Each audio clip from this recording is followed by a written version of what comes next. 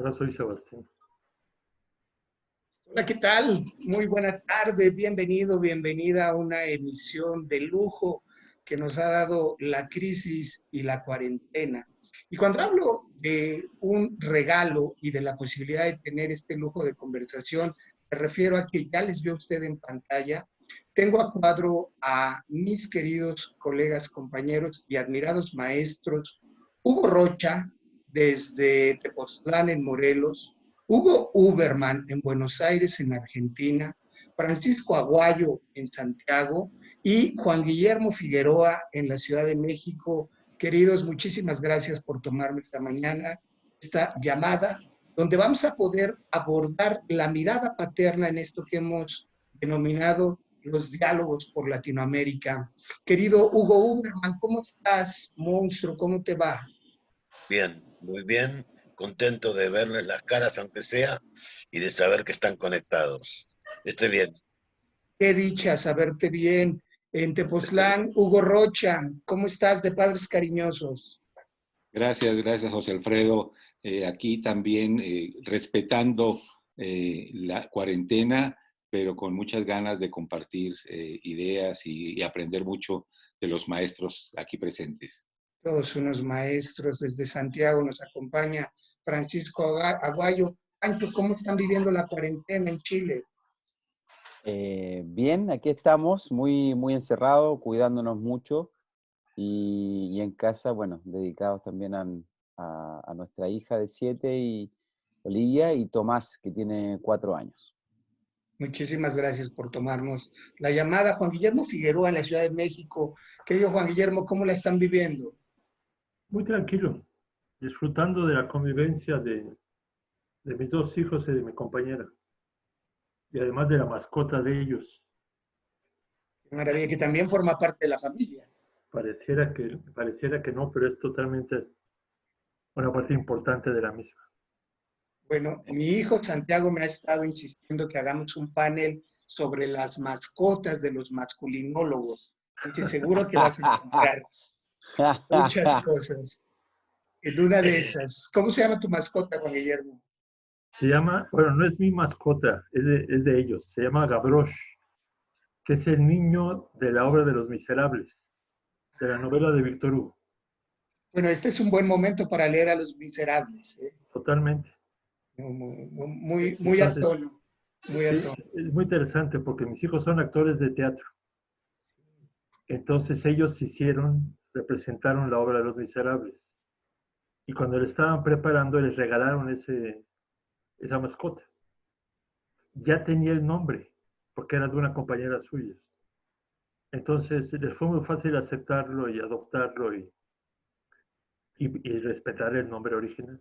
Por supuesto, no, yo estoy seguro que si le buscamos, le encontramos mucho fondo a las mascotas con las que nos relacionamos. Muchísimas gracias a los cuatro por unirse a esta llamada. Juan Guillermo empezó nombrando algo bien interesante, que es la parte de la convivencia en casa. Este confinamiento necesario ahora a raíz de la emergencia que atravesamos a nivel global, ha llevado a los hombres a meternos al espacio doméstico al que histórico y culturalmente habíamos escapado. Pero antes de entrarle a esta vivencia, quisiera preguntarles, compañeros, ¿qué era lo que ya sabíamos? ¿Cuál era el estado del arte de la paternidad en América Latina? Si quieres, empezamos una rondita contigo, Pancho, de ahí nos vamos. ¿Qué ya sabíamos sobre las prácticas de cuidado y el ejercicio de los paternales? Interesante pregunta, porque la pandemia nos viene a revolver el gallinero y a impactar directamente la intimidad, el hogar, la convivencia. Pero bueno, 2 o 3 cosas que yo diría. Una, que los estudios nos muestran que hay más discurso que práctica, o sea, cada vez vemos más interés en los hombres en participar, pero todavía podríamos pensar que la masculinidad hegemónica al interior de los hogares y de las relaciones de pareja heterosexuales está muy fuerte, muy dura. Entonces cuesta hacer cambios. Lo otro que diría, para comenzar, es que la forma de cómo está organizado nuestra familia o nuestra unidad doméstica va a determinar la manera como ejercemos nuestra paternidad, al igual que el tema del trabajo. Es muy claro ahora la pandemia, o sea, si tengo que salir a trabajar, es muy distinto que si puedo hacer la cuarentena haciendo teletrabajo, o si he perdido el trabajo, como es la realidad también de millones de hombres en América Latina en este momento. Elementos muy interesantes que tienen que ver con la organización social del trabajo y también la forma en la que constituimos las familias. Entonces, hay una ruptura, dices, hay más discurso que práctica en cuanto a la crianza. Huguito Uberman, tú vienes impulsando todo un proyecto que se llama Círculo de Crianzas. ¿Qué es lo que has venido observando antes de las medidas sanitarias en la manera como nos involucrábamos en el cuidado y la crianza? Mira, el programa, que es un programa para población migrante, como les conté, peruana, boliviana y paraguaya, de un barrio de la ciudad de Buenos Aires, participaban muy poco los varones. Recién en el cuarto taller aparecieron 2 papás sobre 12 mamás. Este es un dato para tener en cuenta. El papá muy interesado. La idea es que en algún momento, este es el segundo año que lo vamos a hacer, si participan los papás, en algún momento convocar a un taller para papás únicamente. Pero en un principio el programa es para hombres y mujeres, mamás y papás de esa comunidad educativa. Entonces, la dificultad que tiene que ver con el horario del centro infantil, que es a las 2 de la tarde, que es un horario muy complejo por el tema laboral de los papás. Este tema del horario es un tema fundamental para resolver en cuanto a la convocatoria a papás y mamás. Para las mamás no tanto, porque esa hora tienen que venir a buscar a las guaguas, a los chicos, a la escuela. Entonces ya vienen seguro y se quedan 1 hora y media trabajando. Lo que vengo viendo, lo que vengo observando, mucha violencia hacia las mamás y mucha violencia hacia las chicas y chicos. A mí el tema del confinamiento, que todo el mundo habla de la violencia hacia la mujer, que lo entiendo, que es riesgoso, que es súper riesgoso y que queda claro que ha crecido con el confinamiento, me preocupa la violencia hacia niños y niñas, porque creo que es fundamental entender que es un momento en que los niños siguen siendo lo que son, niños, y papá y mamá empiezan a hacer otra cosa. Tanto papá que está cambiando o mamá que está cambiando, empiezan a hacer otra cosa, y los niños siguen siendo lo que son, niños. Hoy me comentaba mi hermano que su nieto se para en la puerta de la casa, tiene 2 años, y llora por el auto para poder salir. Y esto, lo que pensábamos con él en voz alta, ¿qué pensarán, qué pensarán estos niños cuando sean adultos de este mes y medio de confinamiento? ¿Qué les quedará en la cabeza? ¿Cuáles son las sensaciones que les quedarán? Gracias, Hugo. Empiezas a poner en el tintero un tema muy importante que es el ejercicio de la violencia y del maltrato, y de manera particular hacia los y las menores. Hugo Rocha, desde Morelos, tú has venido acuñando un concepto desde lo propositivo, es decir, no hablas denunciando el maltrato y la violencia, sino de los padres cariñosos. ¿Cómo se construye este tránsito entre la violencia y el buen trato, el ejercicio del cariño en lo que tú has venido haciendo en México? Sí, gracias, José Alfredo.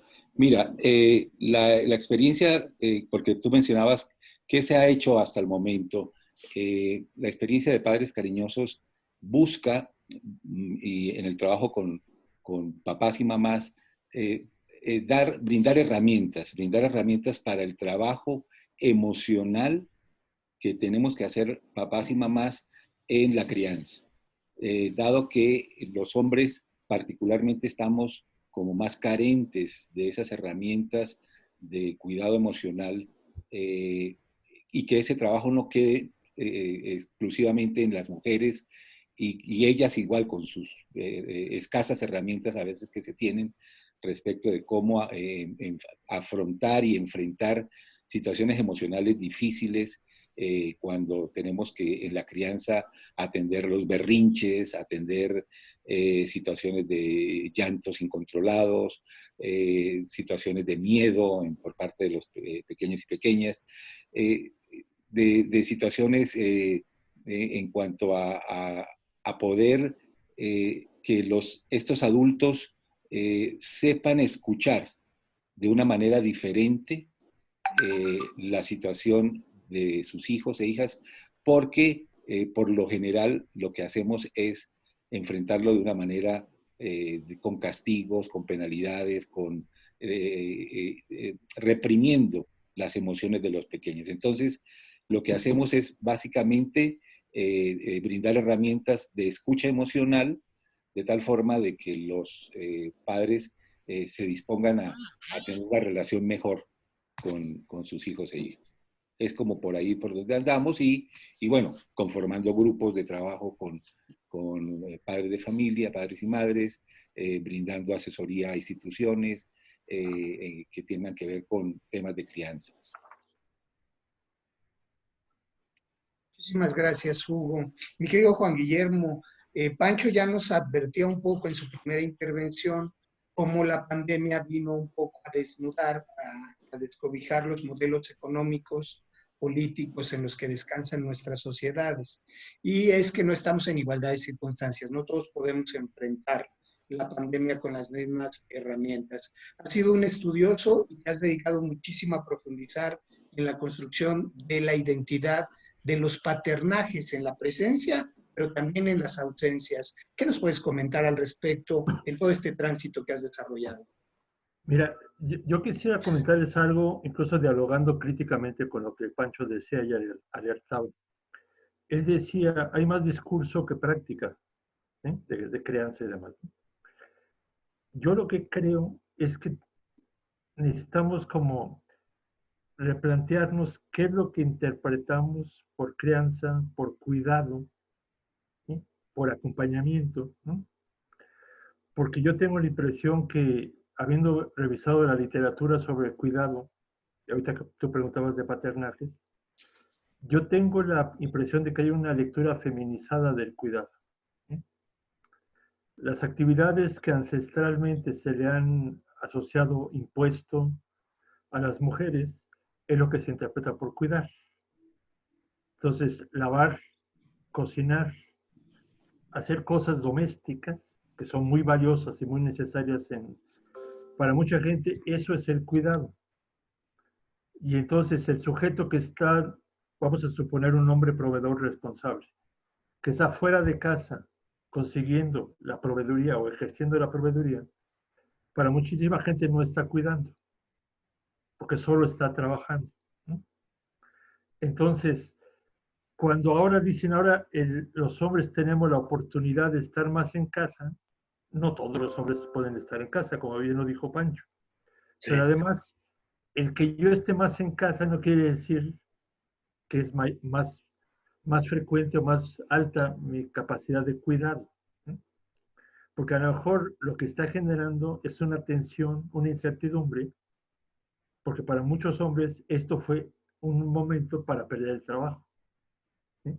Un momento para decirle, Hugo Rocha decía, estamos respetando ese confinamiento y esa distancia, pero cuando podemos respetarlo. Hay personas que si no salen a buscar el sustento, no tienen para comer. Entonces, yo lo que sugiero es como recordar qué entendemos por cuidado. Según la etimología, y le hago un poquito de la etimología, cuidar es ocuparse de, cuidar es preocuparse por, cuidar es poner atención a. Y si eso es así, yo puedo nunca estar en casa y estar cuidando, ¿no? Porque a lo mejor estoy trabajando para proveer a un núcleo familiar, a las personas que ocupan y representan ese núcleo familiar, y aunque nunca conviva cotidianamente con los hijos, ¿no? O tan frecuentemente como quizá algunos quisiéramos, ¿no? es medio extraño que digan, es que nunca cuidas a tus hijos porque solo estás trabajando. Ahora, curiosamente, el confinamiento, para las personas que sí pueden hacer el confinamiento, a lo mejor es una oportunidad de replantear formas de convivencia.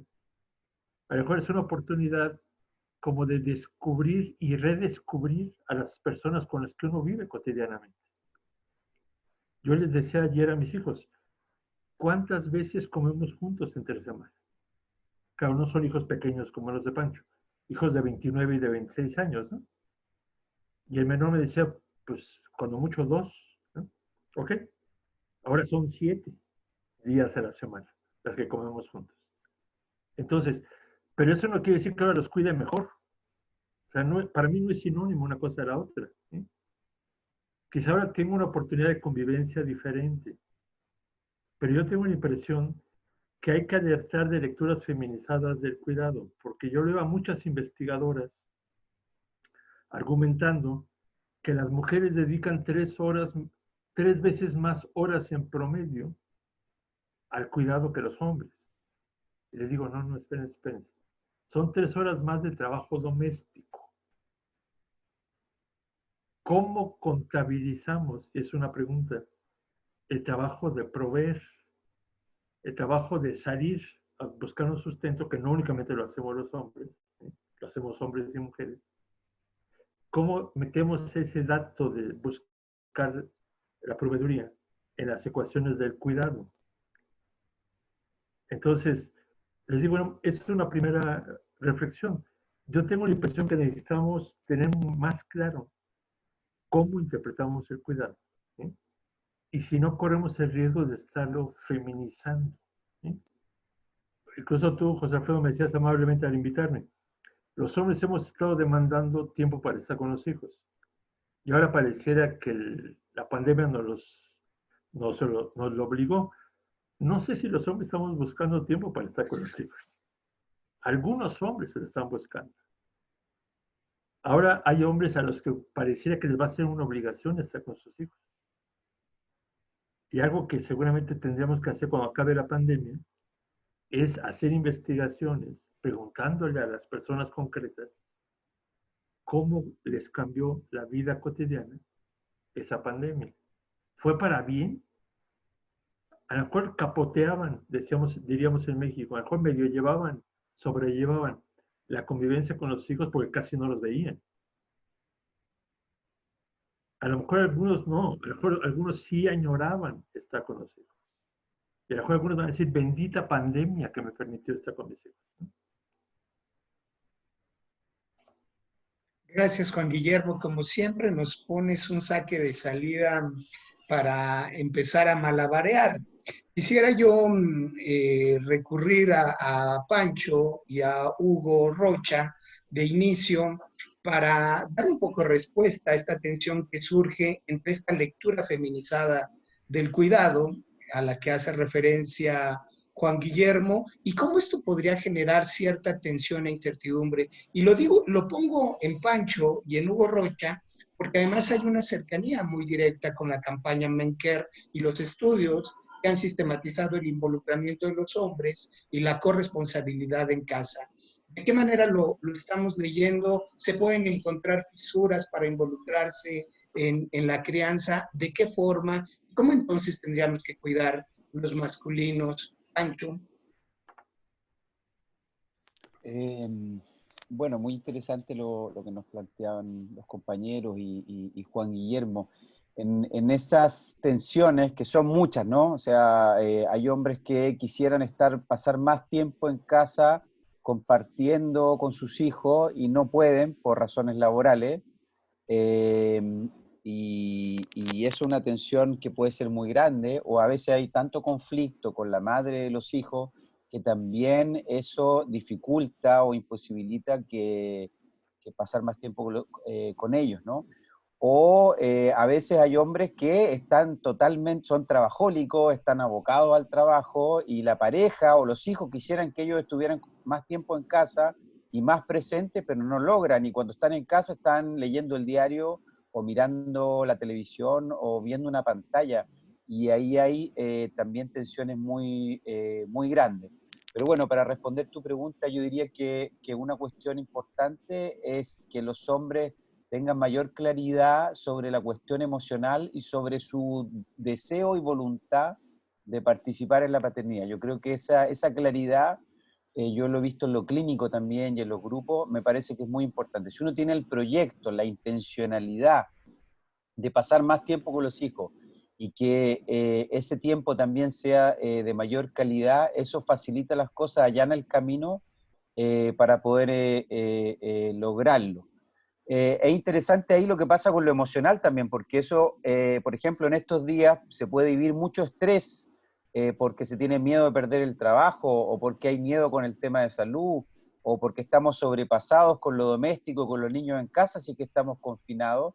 Entonces, para ejercer la paternidad tenemos que trabajar nuestras dimensiones emocionales, o sea, poder entender cómo estamos en ese momento y que eso no interfiera el vínculo que estamos construyendo con nuestros hijos.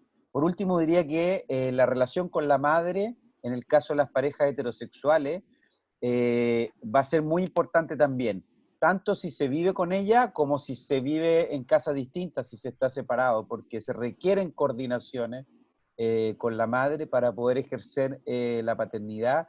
Y a veces, a propósito de lo que decía Juan Guillermo de la feminización del cuidado, eso no se problematiza, ¿no? Se espera que él ponga dinero nada más entre comillas, ¿no? A propósito de lo que decía Juan Guillermo, y no se le pide mucho más, o se le pide más y él no sabe cómo hacerlo, y entonces la madre de los hijos tiene rabia con él, y ahí se empieza entonces a enturbiar o dificultar el contexto para un mejor cuidado.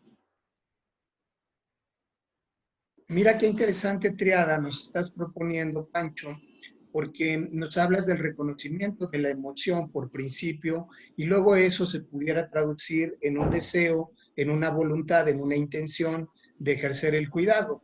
Y nos pones también el campo de lo relacional, es decir, el tipo de acuerdos que hay que celebrar, diría Juan Guillermo, con la coautora, viviendo o no en pareja de tus hijos. Acuerdos permanentes. Mi querido Hugo Rocha, en México tú estás impulsando, estás coordinando mucho esta campaña 50-50, que justamente busca anotarle, digamos que un gol a la corresponsabilidad y el involucramiento en lo doméstico. Cuéntanos un poquito más en qué consiste. Sí, sí, José Alfredo, pero quería apuntar también un poco a lo que mencionaba Juan Guillermo de la feminización del cuidado algo que me parece importante también o aclarar o que reflexionemos es cómo los hombres nos vamos involucrando en esos cuidados y qué resistencias hay a nuestra participación también en ese tipo de cuidados. Una parte que a mí me parece importante, por lo menos para que los hombres le entren más a la participación corresponsable en la cotidianidad de los hogares, tiene que ver con algo que yo he estado trabajando y que me interesa seguir desarrollando, que es el juego y la paternidad, en la medida en que es una área interesante para que los hombres nos acerquemos más de una manera un tanto benévola, digámoslo así, que no se sienta por parte de los hombres que estamos, que nos enfrentamos a una tarea muy difícil.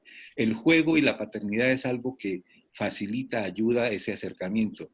Sé que tiene muchas críticas, sé que tiene muchas resistencias, sobre todo en sectores del feminismo, en cuanto a que eso es una tarea fácil, digamos, ponerse a jugar. Yo creo que no es tan fácil. A los hombres nos confronta con situaciones a veces que no sabemos manejar, pero en general entrarle al juego y la paternidad es algo que nos permite llegar de una mejor manera a ese trabajo de la corresponsabilidad en el hogar. Pero me decías, José Alfredo, que te mencionara un poco sobre la campaña 50-50. Si quieres, hazme un comentario y yo ahorita amplío un poco más sobre eso. Básicamente, ¿qué es lo que propone la campaña, mi querido Hugo? ¿Qué es lo que lo que queremos lograr, cuál es el objetivo, cuáles son las metas a alcanzar y por qué 50-50. Bueno, la idea básica es que el MenCare esta es una campaña a nivel global que propuso un compromiso de que para que se buscara trabajar hacia la igualdad y a una reducción de la violencia también a nivel de los hogares. Trabajar en el compromiso 50-50 implicaba poder dedicar un 50% más, equilibrar el trabajo como meta, equilibrar el trabajo entre hombres y mujeres en los hogares de manera paritaria, digamos. Y que para eso se requería se requiere que los hombres vayan incrementando su participación en las tareas domésticas y en la corresponsabilidad en el hogar en 50 minutos, por lo menos en 50 minutos más. Eso es como una meta a alcanzar, pero eso tiene que adecuarse a cada país, tiene que adecuarse a cada realidad y en ese sentido, pues cada situación va a irse precisando.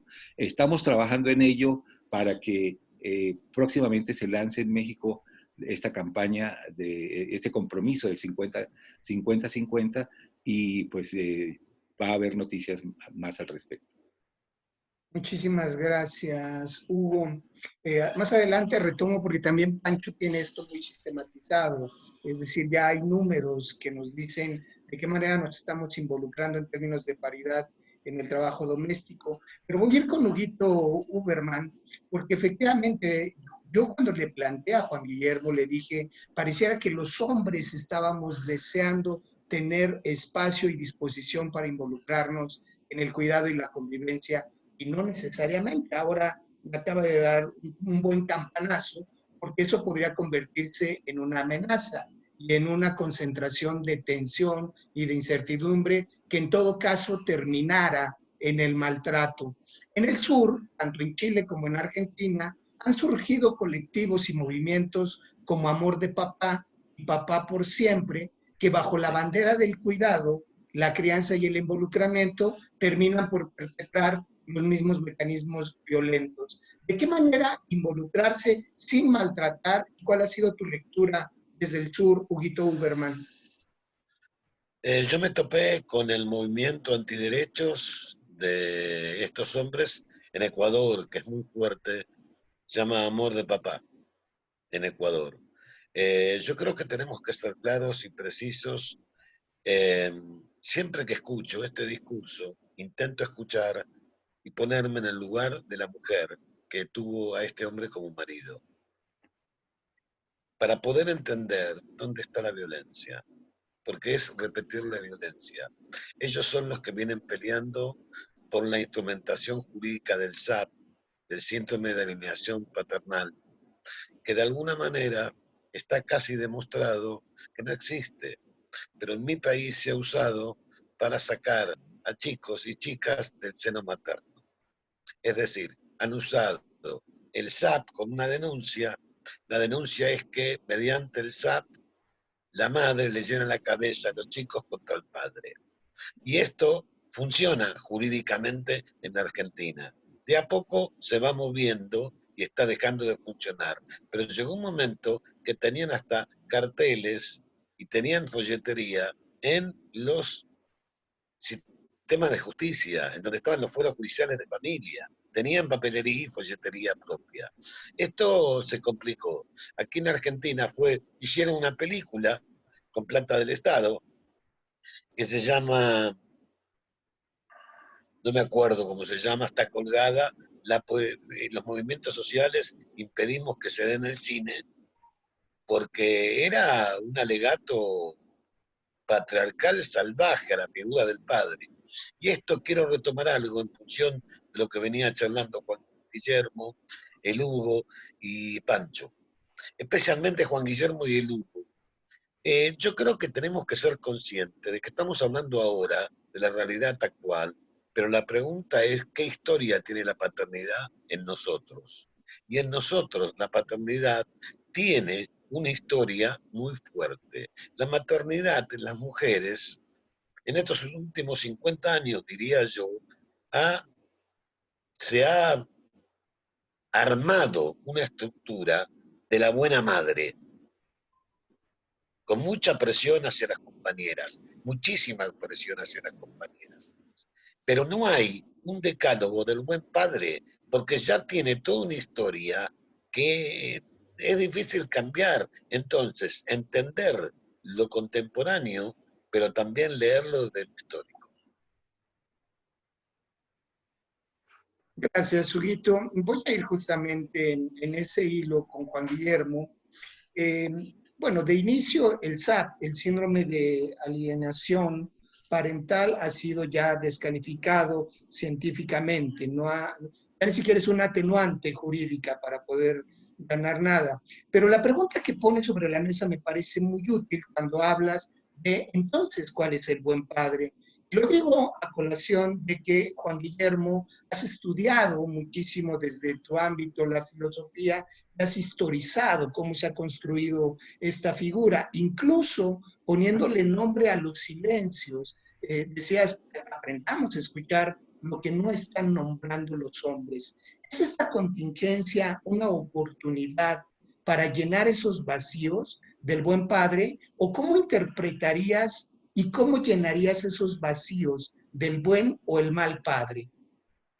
Mira, yo creo que si supiera que es el buen padre, a lo mejor yo me hubiera ganado el premio Nobel, no sé si de literatura o de la paz. Pero yo lo que te comentaba era, creo que lo que estamos haciendo ahorita es como verbalizar lo que conocemos de la paternidad desde ciertos enfoques, ¿no? Pero cuando nos convocabas a hablar de la paternidad de la cuarentena, yo decía, pues todavía no lo sabemos, a no ser los padres más cercanos a nosotros y nosotros mismos como progenitores, ¿no? Entonces, yo lo que creo es que la pandemia tiene la posibilidad de reivindicar a muchas personas y de hacer que las personas exploten entre ellas al tener que convivir muy frecuentemente, ¿no? Entonces, hoy en la mañana me senté a hacer unas notas diciendo de qué padres he oído hablar durante las 4 semanas que llevamos en México de cuarentena, ¿sí? Entonces, les pongo varios ejemplos. Yo tengo como vecinos, vivo en un conjunto de 3 casas, con mi compañera, con la coautora, como bien decías, José Alfredo, y con mis hijos, ¿eh? Hay 2 familias en las otras 2 casas. Curiosamente, son 2 parejas jóvenes con niños. Haz de cuenta de contemporáneos de los hijos de Pancho, ¿eh? Y por compartir un espacio común, cuando yo estoy escribiendo en la computadora, yo tengo la oportunidad de ver la convivencia de mis vecinos con sus hijos, ¿eh? O sea, sin haber hecho un estudio de campo, nada más es porque oigo. Hace mucho calor y abro las ventanas y escucho la convivencia, ¿no? Hay una pareja que él y ella salen a jugar con su hija y se van turnando. Y a veces los 3 están jugando, ¿eh? La otra pareja tiene hijo e hija. Él nunca sale a jugar con ellos, o es raro que salga a jugar con ellos, ¿no? Las poquísimas veces que salen, sale ella. Pero platicando con Blanca, mi compañera, es porque él tiene pánico al contagio. Entonces él ni siquiera permite que ellos salgan, ¿eh?, a jugar. Entonces, es una forma de paternidad, o sea, percibir el miedo del contagio de ellos mismos, los adultos, y de los menores de edad, y puede que su forma de cuidar es protegiendo, como replegándolos, ¿sí? Hace unos días, una queridísima amiga que comparto con Blanca, una colega chilena, que vive en México hace muchos años, nos decía, es impresionante porque su único hijo tiene asma, y en su trabajo no le permiten que falte a trabajar. Y él tiene conciencia del riesgo, es un muchacho de 33 años. Entonces él dijo, yo voy a hacer un acta, voy a hacer una carta haciendo responsables a las personas de mi trabajo si algo me sucede por contagiar. Pero irónicamente, pensando en paternidad, su papá ¿eh? es un hombre que, como de 70 y tantos años, que fuma brutalmente, que se ríe de la pandemia, que dice que es una conspiración de quién sabe quién, ¿no? Y entonces, ese hijo, a pesar de la figura que tiene del personaje masculino, es capaz de tomar distancia y decir, yo sí necesito cuidarme. Otro alumno mío trabaja en un mercado. Él tiene una maestría en ciencias políticas, ha estudiado masculinidad, pero no tiene trabajo. Entonces trabaja en un mercado, ¿sí? Vendiendo frutas, verduras, carne con su papá. ¿Sí? Y me escribe diciendo, ¿qué hago con mi padre? Me dice. Es el prototipo del descuido de sí mismo. ¿Sí? Entonces, él me va comentando, dice, yo por más que les digo a mis compañeros de trabajo en el mercado, que tengan precaución, que tengan una distancia determinada para no contagiarse, que no se saluden de mano, por ejemplo. Dice, cuando yo no acepto saludarme de mano, ya ha habido dos, me ha dicho él, que me han echado pleito por no saludar, por sentir que eso es una ridiculez en él. Ahora, ha habido ya personas, y acabo de platicar hace pocos días con el esposo de una de mis sobrinas, él vive en Nueva York, ¿sí? Que ya murieron personas cercanos a ellas. ¿Sí? Entonces, hay gente quienes fuimos educados en una tradición masculina, por llamar de alguna manera, que jugamos con el riesgo, o que hasta intencionalmente buscamos el riesgo. ¿Sí? Yo quisiera imaginarme, con esto cierro, que va a haber quienes esta pandemia les genere una conciencia de fragilidad, de vulnerabilidad. ¿Sí? A lo mejor se murió el hermano, y me duele mucho poder decir esto. Imaginemos una situación como esa, ¿no? Pero a lo mejor se murió el papá, a lo mejor se murió un amigo, y un amigo que uno lo veía sano, ¿verdad? Pero que a final de cuentas, si uno reconstruye la historia, puede que algunos papás sí se replegaron para proteger, ¿sí? Pero otros ni siquiera la pandemia los está sacudiendo lo suficiente. Sí.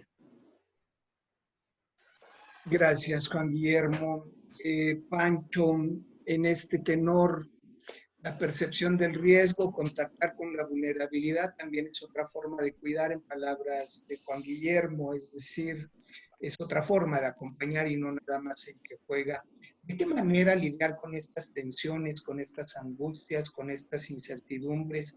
Es decir, nadie se planteó una contingencia cuando arrancamos el año, nadie la teníamos en la agenda y no sabíamos lo que íbamos a enfrentar. Pero ahora que estamos en medio de esta crisis, ¿hay alguna oportunidad, hay alguna beta para el hombre que está cuidando y conviviendo con sus hijos y con sus hijas en casa? ¿Por dónde aprovecharla? ¿Qué te han dicho tu experiencia y los estudios que has implementado en América? Eh, bueno, me hizo pensar primeramente en una cosa contraria a lo que decía, ¿no? Por ejemplo, me ha conmovido mucho esto del COVID, de que te puedes ir al hospital, ser viejo, por ejemplo, y te puedes ir al hospital y no tener contacto con la familia.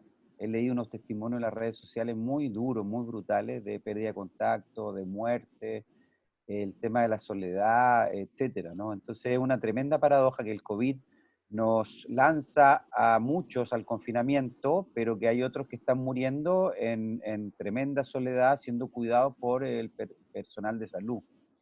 Me parece muy tremendo eso del momento histórico que la pandemia nos está haciendo vivir.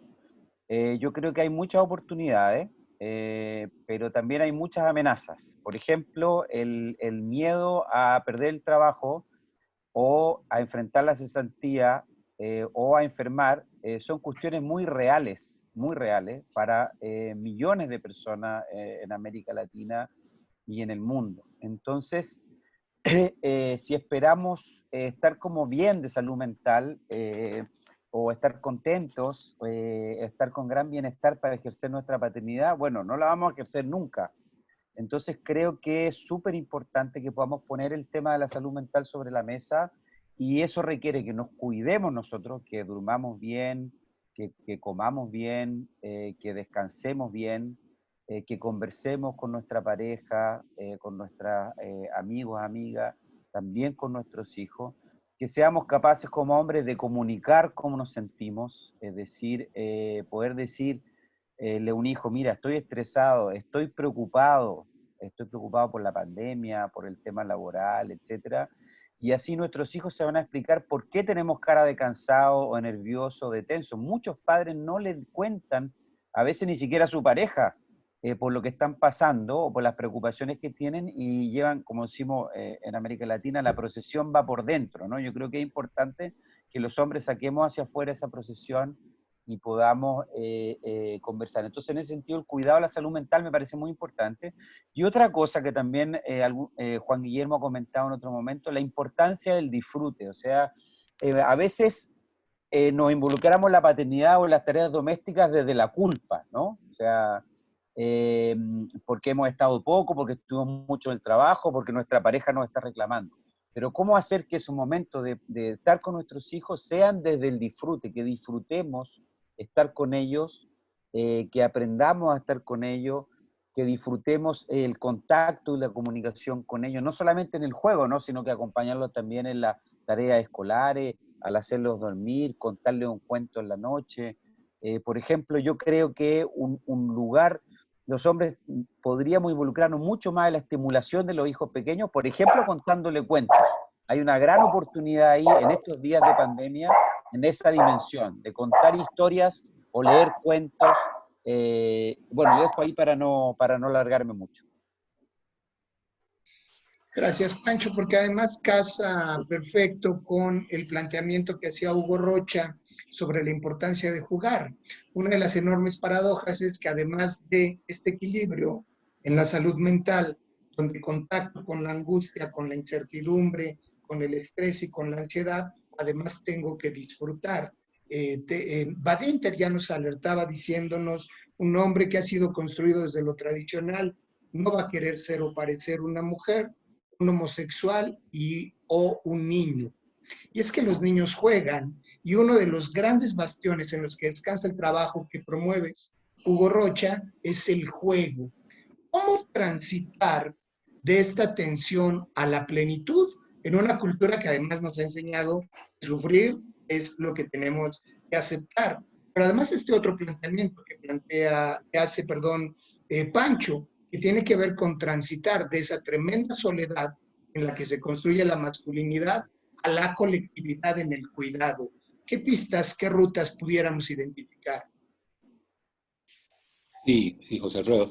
Y es que ya estamos en el terreno de lo emocional, como también lo ha planteado Pancho, y es un terreno bien fuerte, que no se ha trabajado mucho, siento yo, bueno, por parte de los hombres, y es esta parte, los miedos que tenemos, José Alfredo, los miedos que tenemos los hombres, ya no tanto pienso yo en cuanto a que si el contagio del COVID vaya a ser algo que me toque a mí, sino por esa responsabilidad como, y ya atávica casi de jefe de familia, ¿no?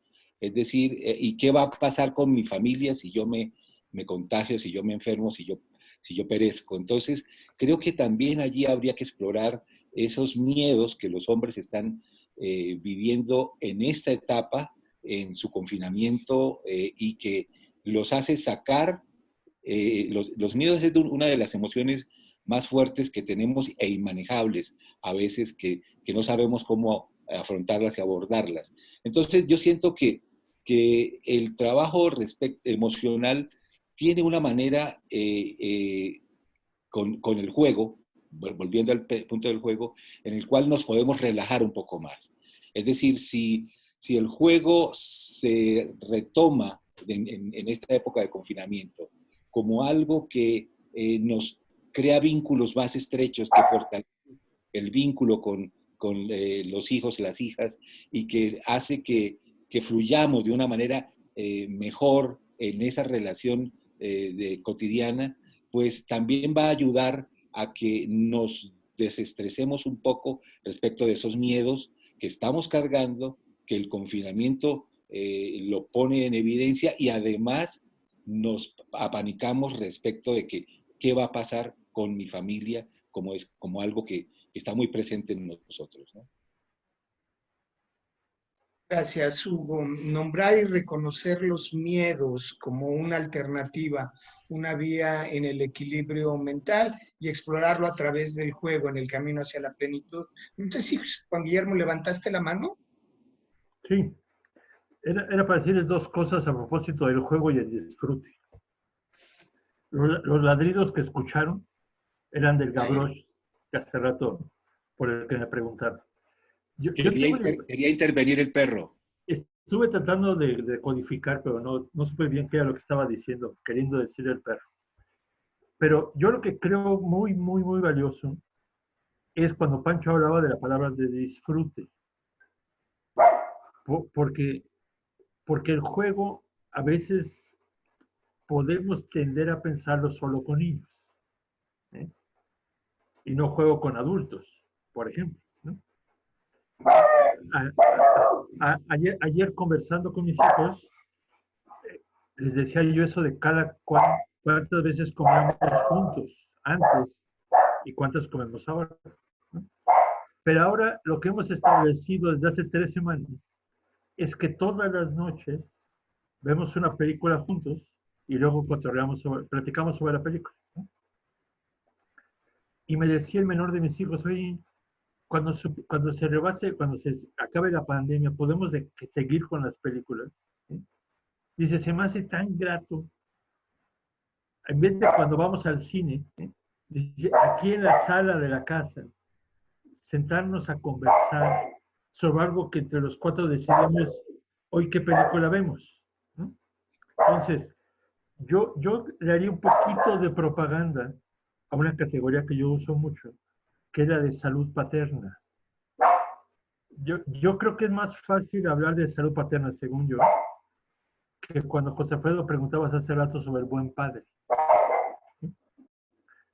Según la Organización Mundial de la salud no es la ausencia de enfermedad, ¿sí? Sino es una búsqueda de equilibrio y de bienestar entre lo emocional, lo fisiológico y lo social. Entonces yo digo, ¿cuál sería la salud en la experiencia de ser padre? ¿En qué consistiría ese equilibrio? Y si yo tomando lo de Hugo Rocha, si yo pienso en el juego, pienso en las emociones, y lo que Pancho decía de progenitor, me genera bienestar, ¿sí? Y para mí, Juan Guillermo, progenitor, una de esas partes que me genera bienestar es la convivencia con mis hijos, ¿sí? Pero puede que haya quienes ni siquiera se lo contemplan como posibilidad, porque trabajan 10, 12 horas al día. Y el tiempo de recorrido a su trabajo, etcétera, etcétera, ¿no? Quisiera imaginarme que quienes ahora en esta convivencia van a encontrar algo que digan, oye, de lo que me estoy perdiendo. Aunque lo haya hecho yo ahora por obligación, porque no me quedó de otra, porque me dijeron, quédate en tu casa, ¿eh? A lo mejor encontré cosas benéficas de quedarme en mi casa. Y así como el hijo menor me decía, ¿por qué no mantenemos la costumbre de las películas? Yo quisiera imaginarme que va a haber progenitores que digan, ¿por qué no hacemos de vez en cuando un quédate en tu casa? Porque encontré una gratificación emocional en la convivencia con esos sujetos.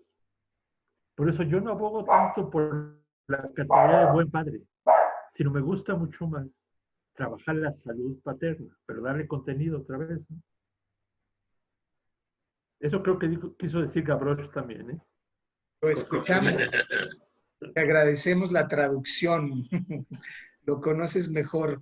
Mira el tránsito, qué interesante, Huguito Uberman, porque hemos ido de un término valorativo, como puede ser el del buen padre, al planteamiento de la salud paterna, que también es toda una provocación.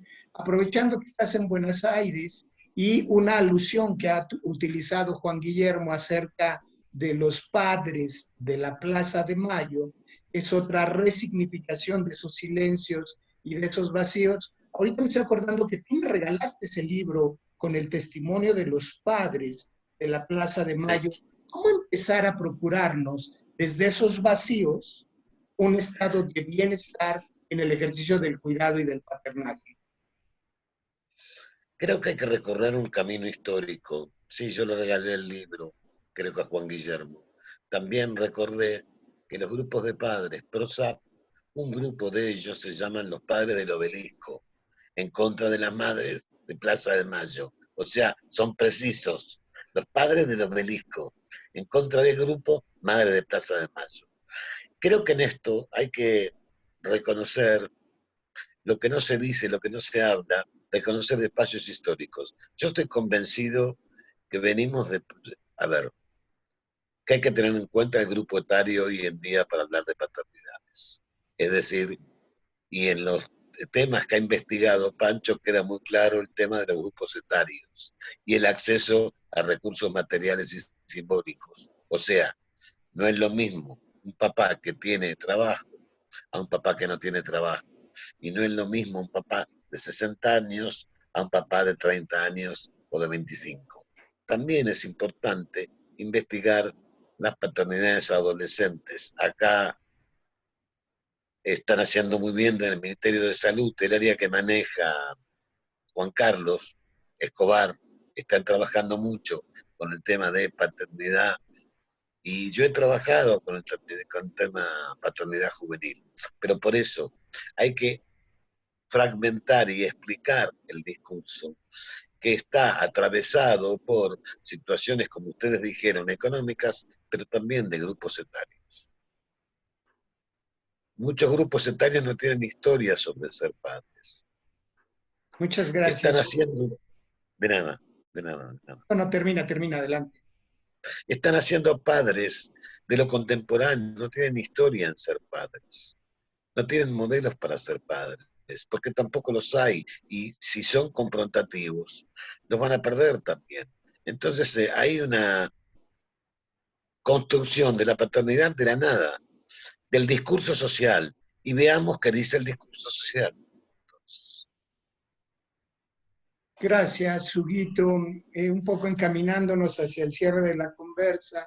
Querido Pancho, ¿qué has encontrado en la desagregación de estos estudios, en estos datos desde la mirada interseccional que nos está planteando Hugo? Es decir, la categoría de género es una, pero hay otras, la raza, la etnia, la edad, para interpretar el ejercicio de los paternajes. ¿Qué nos puedes compartir al respecto? Bueno, quizás no soy experto en esa diversidad, pero sí me parece muy importante que podamos, como investigadores, recoger más experiencias de paternidad. Por ejemplo, ¿qué pasa con todos los padres no heterosexuales? Es decir, los padres trans, los padres gay. Ahí hay una infinidad de experiencias que son importantísimas. También hay otros contextos que vale la pena mirar y está muy poco reconocido en la investigación. Los padres indígenas, por ejemplo, o los padres rurales. Y ahí hay cruces muy interesantes con el tema de la cultura local, del contexto, del tipo de trabajo. ¿Qué pasa, por ejemplo, en todos esos ambientes donde hay muchos hombres trabajando, en las pesqueras, en las mineras, en las forestales? Hay grandes sectores en América Latina donde hay hombres a veces que están por razones de trabajo muy distantes físicamente de la familia. Hoy día tal vez hay oportunidades o facilidades a propósito justamente de estas mismas tecnologías de la comunicación como estamos ocupando ahora, que también pueden compensar o componer esa experiencia. Entonces, vale la pena que investiguemos esas diversidades de todas maneras. Ahora, sabemos que los padres más jóvenes, los con mayor escolaridad, los que tienen más interés en participar como padres, los que tuvieron un padre involucrado, los que tienen actitudes más equitativas de género, los que tienen una pareja que facilita la paternidad de ellos, son algunas cosas que nos ayudan o ayudan a esos padres a participar más. Pero es interesante porque a veces hay hombres que están en contextos muy difíciles y aún así tienen una enorme presencia psicológica en la vida de sus hijos. O sea, hay hombres que están trabajando lejos, trabajando todo el día, separados de la madre y aún así cuidan y conservan el vínculo. Entonces, yo creo que es muy importante que repensemos los discursos que tenemos en el sentido de no culpabilizar a los padres, sino justamente ayudarlos a que puedan ejercer una mejor paternidad considerando su contexto. Y por otra parte, con esto termino, que podamos también trabajar para que mejoren las condiciones políticos, sociales y de la legislación para que los hombres encuentren un mejor contexto para ejercer la paternidad. Por ejemplo, permiso en el trabajo, o postnatales masculinos largos, o permisos para estar en el parto, o que sean más involucrados, más incorporados desde el sector salud, desde la escuela, etcétera. Gracias, Pancho. Mi querido Hugo Rocha, en esta misma línea, cómo impulsar de manera responsable, cómo apuntalar una agenda de incidencia pública política en el ejercicio del paternaje, sobre todo frente a las emergencias que atravesamos en México y en Latinoamérica. Estoy hablando de los feminicidios y sin distraernos de esa otra agenda que está apuntalando el feminismo. Mira, la parte de política pública no es algo que sea mi especialidad y allí más bien me remito al trabajo que se está haciendo en México, básicamente por organizaciones como Gendes, Cómplices por la Igualdad, que están incursionando en ese terreno y que se proponen precisamente para próximos días en esta emergencia, a tener una incidencia desde una campaña en México para impulsar el compromiso 50-50. Pero es algo que va a tener repercusiones en ámbitos como el legislativo. Buscamos que haya en ese sentido seamos escuchados para que haya unos cambios y unas transformaciones. Eso es lo que yo podría decir al momento, José Alfredo, de esta situación. Procesos impulsados por la colectividad y desde la articulación de la sociedad civil organizada. Muchísimas gracias, Hugo. Mi querido Juan Guillermo, construir las identidades llevan procesos y estos no necesariamente son fáciles, son procesos largos. Y el cuidado y la crianza va más allá de los arreglos de pareja, es decir, se puede terminar el proyecto de pareja, pero continuar con el ejercicio del paternaje. Por ejemplo, ¿cuáles son esos silencios que no hemos alcanzado a escuchar y a los que has hecho referencia en múltiples ocasiones en torno a la salud paterna? Mira, me voy a quedar callado para que se escuchen los silencios. Yo creo que una cosa que necesitamos, cuando tú hablabas de cambios culturales o de cambios de políticas públicas, es revisitar profundamente el lenguaje y cómo nombramos y caracterizamos lo que estamos observando en la cotidianidad, porque a partir de ahí construimos la cotidianidad. Y lo que nosotros decimos silencios, cuando la gente habla de que se quedó callado, ¿eh? Es una cosa decir se quedó callado, a diferencia de decir no dijo nada. Porque si yo digo no dijo nada, y estoy emitiendo que el silencio no dice nada. Y yo creo que el silencio es una forma de posicionarse ante la realidad. Lo que yo he dicho en muchas ocasiones es que hay muchos silencios de los hombres, pero que no tengo claro si son silencios elegidos o silencios impuestos. ¿Me explico? A propósito de las experiencias que he colectado durante la pandemia, una querida exalumna me escribió preguntándome cómo estaba, yo le pregunté por ella y por su compañero. Su compañero es un excelente investigador de la UNAM, no dedicado a ciencias sociales, y me dice, yo estoy bien, ¿no? Aquí tengo una casa grande, todo cómodo y demás, ¿no? Dice, él está muy neurótico, ¿no? Pero su argumento era, pero está neurótico porque no se atreve a decir que está en riesgo. Porque ella sabe, y él sabe que ella lo sabe también, los padecimientos de salud que él tiene. Entonces, no se atreve, cuando Hugo Rocha hablaba del miedo, él a reconocer que tiene miedo a que algo le pase por la pandemia. ¿Sí? Entonces, a final de cuentas, está callado.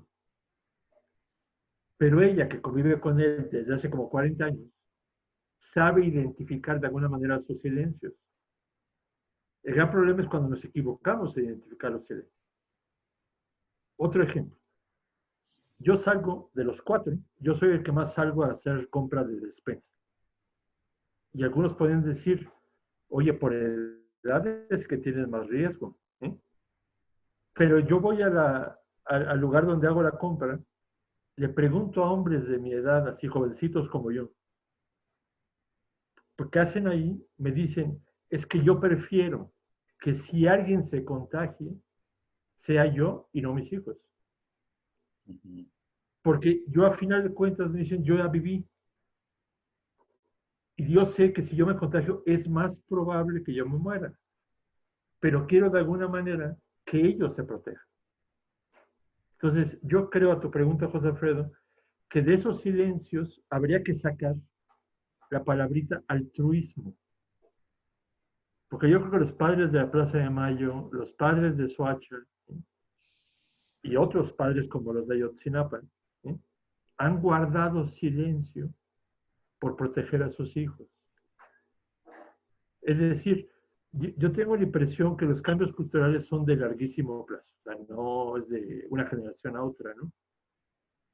Pero que el lenguaje ayuda mucho, porque el lenguaje, lo que llegamos a decir quienes hacemos filosofía del lenguaje, lo que no se nombra uno cree que no existe, pero al mismo tiempo lo que uno cree que sí existe, uno lo organiza con los términos que tiene para nombrarlo. Entonces, si un hombre es cuidador, le dicen, mira, sabe maternar. No, espérate. Es paternaje, no maternaje. Pero tenemos tan feminizados, yo insisto en eso, las palabras para describir el cuidado, ¿sí? Que un hombre a veces no se identifica. Yo tuve una alumna que trabajaba con albañiles, con los que construyen edificios y demás, ¿no? Y les hizo hizo su tesis de doctorado sobre su masculinidad y sus preocupaciones como hombres. Y una de las cosas que le describían a ella era que conforme iban envejeciendo, y ellos eran viejos, a los 30, 35, 40 años, para un trabajo fuerte como la albañilería, ¿no? Les decían, ¿qué va a hacer con mis hijos cuando yo no pueda trabajar? Y entonces trataban hasta de copiar modelos de casa para ir construyendo la suya, por lo menos para dejarles eso a sus hijos cuando ellos ya no pudieran trabajar. Pero lo impresionante es que cuando mi alumna les decía, oye, qué interesante forma de cuidado, la tuya. Y ellos le decían, perdón, señorita, creo que no me entendió. Yo no cuido a mis hijos, yo los mantengo. Es decir, lo que ellos hacían, que era ocuparse por ellos, preocuparse por ellos, para ellos no era llamado cuidado, era ser proveedor. Entonces, yo insisto en que un elemento de cambio cultural radical es cambiar lenguaje. No hablar, como ustedes 4 me han escuchado, no hablar de madre tierra, no hablar de alma mater, ¿sí? Porque si no acabamos creyendo que las mujeres son las que nos dieron la vida. Y entonces los hombres que somos coautores de hijos, ¿qué les dimos a esos personajes? Yo suelo decir que las mujeres dan vida y los hombres damos lástima. Pero no le digan mucho a los hombres porque capaz de que se la creen.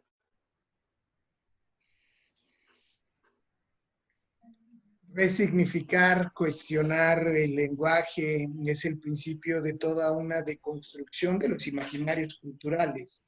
no solo del lenguaje. Muchísimas gracias, mi querido Juan Guillermo. Mi querido Guito Uberman, te agradezco muchísimo que me hayas tomado la mañana y podemos iniciar contigo una rondita de conclusiones a título de últimos apuntes que quieras dejar. Te mando un cariño como siempre hasta Buenos Aires. Gracias, José Alfredo. Nada, mi silencio, el silencio de Juan Guillermo, de haber disfrutado de esta rondita y de escuchar a compañeros que hace mucho que no escucho y de disfrutar de cada instancia de cuando uno va aprendiendo y va eligiendo qué camino tomar. Muchas gracias a ustedes por los aprendizajes. Nada más. Le sacamos un pellizco a la vida, una bocanada a la contingencia para mirarnos, para encontrarnos. Yo valoro mucho tu sensibilidad y tu generosidad siempre para compartir tu grito. Muchísimas gracias. De nada. Rocha, desde Tepoztlán, a título de conclusiones, apuntes finales para la agenda. Gracias, sí, José Alfredo. Mira, yo más bien haría como un llamado también a quienes nos escuchan, que revisen también cuál fue su relación con su padre. Y su relación, mi propuesta, para empezar por allí, es su relación en el juego. ¿A qué jugaron con su padre? Porque eso va a permitir también revisar qué están haciendo actualmente en el confinamiento, de qué manera se acercan a el juego y las actividades cotidianas. Entonces, es una revisión de cómo nos fue en la relación con el padre, propongo inicialmente a nivel del juego. Que cada uno lo piense.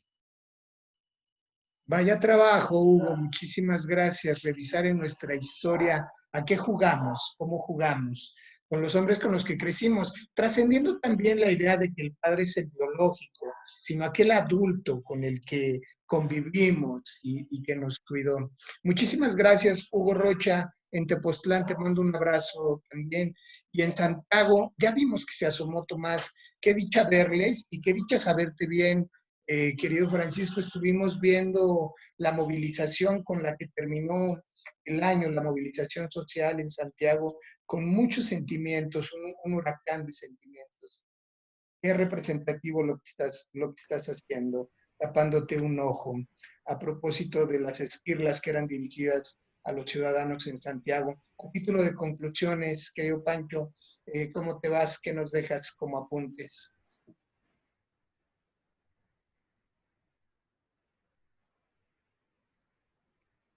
Está cerrado tu micrófono, querido Pancho. Otro tema que me parece importante es que los hombres podamos conversar sobre estos temas, los de paternidad, los de emociones, los de salud mental, entre hombres.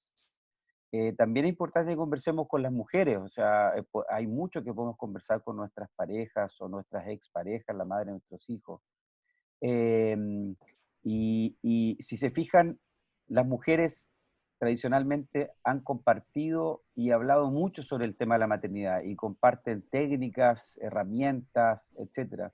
No así nosotros los hombres. Entonces, a los padres jóvenes, los padres primerizos, en los talleres siempre les sugerimos eso, que puedan conversar con otros hombres, compartir experiencias, compartir frustraciones, compartir gratificaciones, porque ahí pueden ponerse en una situación de aprendizaje. Y lo otro que les decimos es que no esperen, porque a veces los padres esperan, ¿no? Voy a esperar que mi hijo hable, voy a esperar que entre a la escuela, voy a esperar que sea grande, como para vincularse, y nosotros le transmitimos que la experiencia de la paternidad es ahora, es incluso antes de que nazca el hijo, ¿no? O sea, el vínculo se va construyendo también por la expectativa y las ganas que yo le pongo de vincularme con ese hijo. Entonces eso también sería otro mensaje que yo dejaría al cierre para los padres que nos están escuchando. Y bueno, muy contento y dichoso de encontrarme con todos ustedes, de compartir este panel, y agradecido, José Alfredo, de la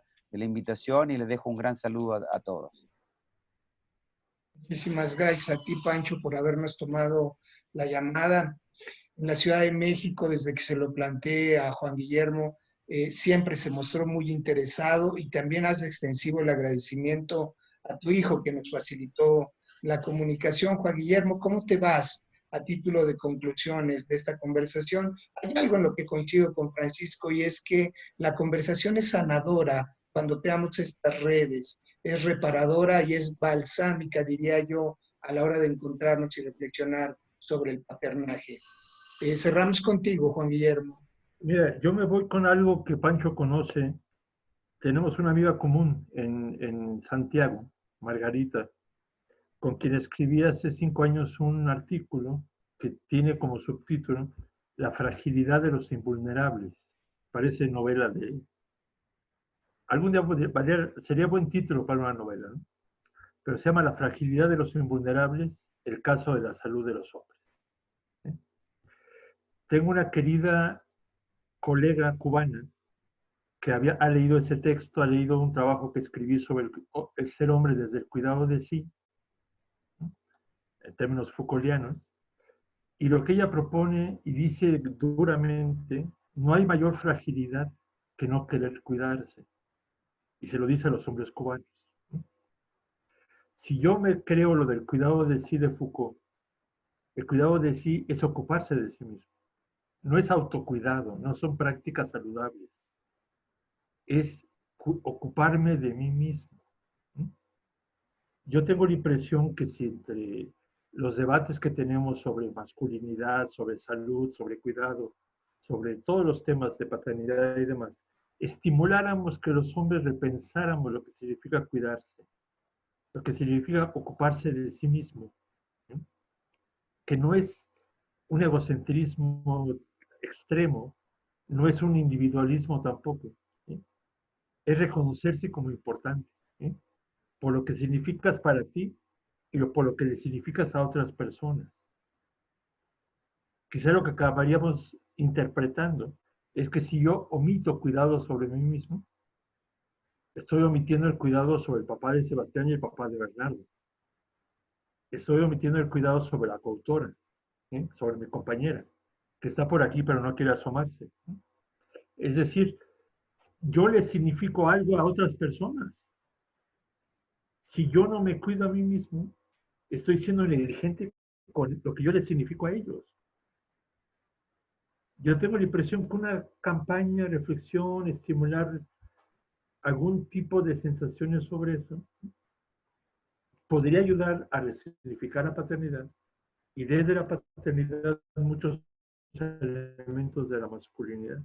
Yo les agradezco también mucho Yo no soy amigo de estos aparatos tecnológicos, por eso cuando decía José Alfredo que le agradecía a Sebastián, igual Bernardo había traído su computadora para cualquiera de las dos que funcionara, ¿no? Pero me da mucho gusto verlos, me da mucho gusto saludarlos. Y ya saben, Hugo Uberman y Pancho, y luego nos platican qué pasa en el futuro. Ustedes que van 2 horas o 1 hora más adelantados. Muchísimas gracias, Juan Guillermo. Revalorar el cuidado en esa dimensión. Gracias también a Sebastián, a Bernardo, a Tomás, a los ladridos que aparecieron. Es parte de esta transmisión doméstica, pero con mucho corazón. Les mando todo el afecto de norte, donde curiosamente estamos Hugo, Juan Guillermo y yo, hasta el sur, donde está Huguito Uberman, Pancho, a lo largo de Latinoamérica. Mi nombre es José Alfredo. Con toda certeza, usted y yo nos volvemos a escuchar. Le mando un abrazo. Gracias.